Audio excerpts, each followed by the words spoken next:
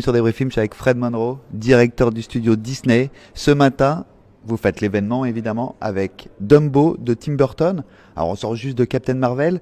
Dumbo, comment on le situe un petit peu justement dans le line-up? Parce que déjà c'est du live action, c'est Tim Burton, c'est une approche complètement différente. Alors on le situe dans notre line-up qui est assez riche cette année.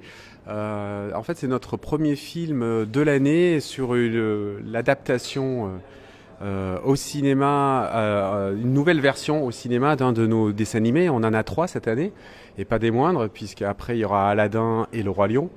Donc c'est vraiment, je pense, la quintessence de toute la stratégie du studio.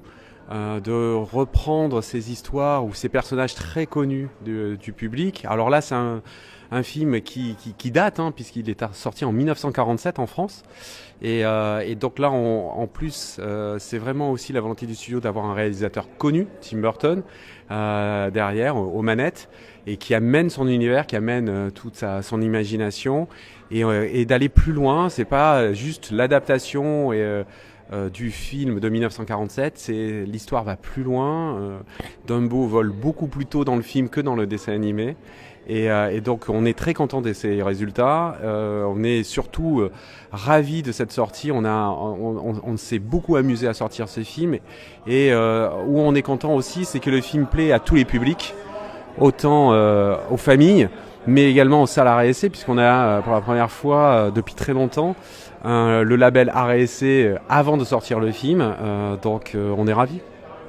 Et justement alors, c'est vrai que on peut se référencer au Livre de la Jungle qui avait fait plus de 3,5 millions, on a Maléfique qui tourne autour de 2 millions, avec Tim Burton qui généralement fait rarement en dessous des 2 millions d'entrées.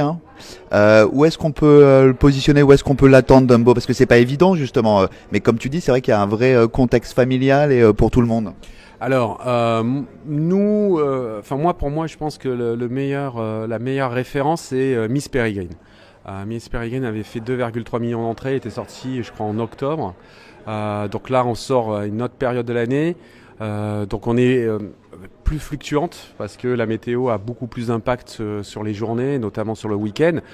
Mais je pense que il faut également prendre en compte que ça fait longtemps que Tim Burton n'a pas eu un gros succès. En fait, son dernier est Miss Peregrine, à nouveau. Donc voilà, j'espère et on espère faire ce démarrage à la Miss Peregrine et amener ce film qui va normalement tenir sur toutes les vacances de Pâques, qui commence dans 2 semaines sur la zone B. Et c'est toute la stratégie et tout ce qu'on veut faire, c'est l'amener et faire en sorte que oui, ce large public, divers publics, viennent sur le film pendant tout le mois d'avril, en attendant une autre sortie à nous. C'est ça, donc en fait, j'allais poser la question sur la date de sortie. L'objectif au début, c'est les fans de Tim Burton. Et après, on récupère les familles, on laisse monter le buzz. Oui, c'est vraiment, on a fait en sorte sur cette sortie, et on peut le voir dans tout ce qu'on a fait dans notre campagne marketing et dans ce qu'on a fait sur la sortie du film, c'est travailler ces 2 cibles, les fans de Tim Burton qui sont très nombreux en France, et également les familles qui sur les vacances vont vouloir aller au cinéma. Donc on a travaillé ces 2 cibles et tout se présente pour l'instant pour le mieux.